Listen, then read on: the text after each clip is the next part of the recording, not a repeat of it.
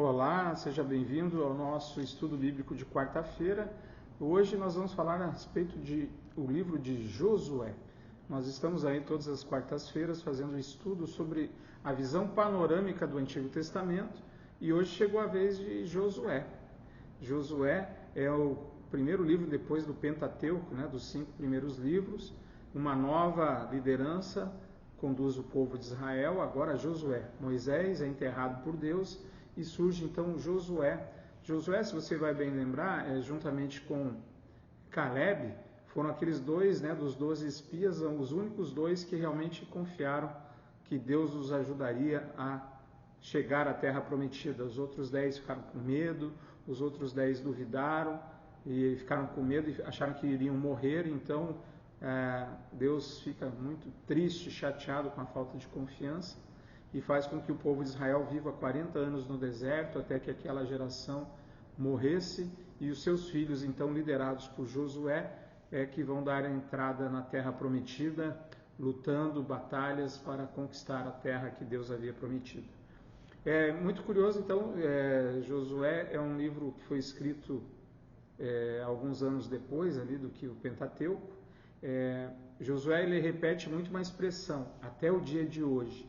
Indica que esse livro foi escrito um pouco depois que os fatos, por ele narrado, estavam ali acontecendo. Então, lembrem que o povo de Israel ficou 40 anos no deserto, e ali logo depois, quando ele entra na terra prometida, então imagina-se que 1370 a.C., talvez esse livro tenha sido escrito. Os destaques que a gente pode dar a esse livro é que o autor registra como Deus acompanhou o povo na conquista da terra prometida, consumada assim a promessa que ele havia feito a Abraão, a Isaac, a Jacó e aos pais dessa geração que entra na terra prometida. As batalhas, Josué reconhece que todas elas foram vencidas por causa da bondade e da graça de Deus e não da força do seu exército. E Josué a gente pode considerar assim que é um livro de movimento. O povo tem que lutar várias batalhas para conquistar a terra prometida.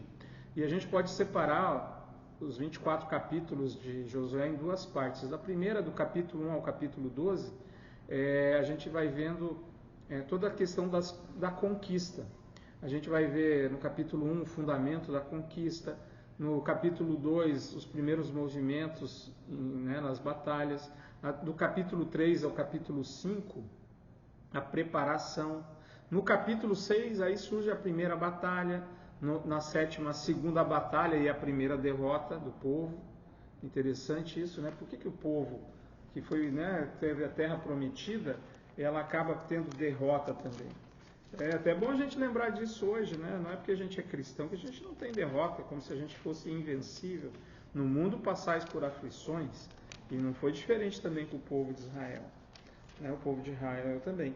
Mas a gente vai ver que os filhos de Israel foram infiéis em relação às coisas condenadas, e é por isso que então há a derrota no capítulo 7.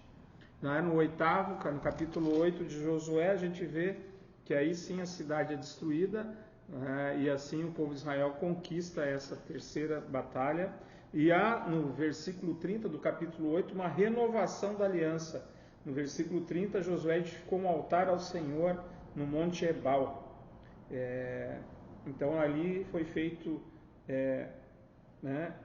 uma cópia da lei de Deus, dos mandamentos, conforme Moisés tinha deixado para o povo, e também esse compromisso de que realmente faria uma aliança com Deus foi ser renovado.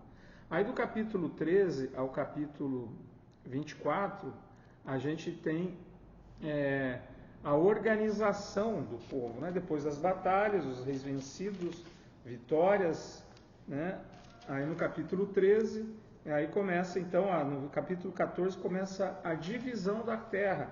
Agora que conquistamos, cada uma vai recebendo a sua porção, e aí aqui vai sendo retratado isso das tribos, lembrando que uma tribo ela não recebe, que são os levitas. E aí a gente vê também no capítulo 20 algo muito interessante que existia naquela época, as cidades de refúgio, que era quando uma pessoa fazia, por exemplo, cometia um assassinato involuntariamente, podia ficar ali para dar tempo das pessoas, né, de ser julgado o caso deles sem a vingança das famílias. Também no capítulo 21 fala da cidade dos levitas, os levitas também, né? E aí no final do 21, no versículo 43, está registrado que o povo de Deus então toma posse da terra. E eu quero ler para vocês o versículo 43. Dessa maneira o Senhor deu a Israel toda a terra que sob juramento havia prometido dar a seus pais. Eles tomaram posse dela e habitaram nela. O Senhor lhes deu repouso ao redor, segundo tudo que havia jurado a seus pais. Nenhum de todos os seus inimigos resistiu diante deles. A todos eles o Senhor entregou nas mãos dos filhos de Israel. Nenhuma promessa falhou de todas as boas palavras que o Senhor havia falado à casa de Israel. Tudo se cumpriu. Veja como é importante para nós estudar Josué. Josué dá aqui um testemunho público da fidelidade de Deus. Deus cumpriu tudo. Olha essa frase final. Tudo se cumpriu. No tempo de Deus. Não se cumpriu antes pela infidelidade daquela geração que morreu no deserto. Se tivessem confiado, eles teriam ouvido essas palavras de Josué. Tudo se cumpriu. E é por isso que eu e você podemos confiar em Deus. Tudo se cumpriu. Colocarei inimizade entre ti e a mulher, ele falou para a serpente. E ele colocou a inimizade entre o diabo e a natureza e os seres humanos. Ele matou a serpente com um golpe na cabeça, quando Jesus morre na cruz e ressuscita no domingo da Páscoa. Tudo se cumpriu. Agora está faltando a volta de Jesus, mas também vai se cumprir. Nós podemos confiar em tudo. Além disso, também, agora a partir do capítulo 22, a gente vê que Josué vai terminando a sua missão. E ele exorta no capítulo 23 ao povo cumprir a lei, observar a lei de Deus. Observar a lei de Deus é muito importante, né? É muito importante.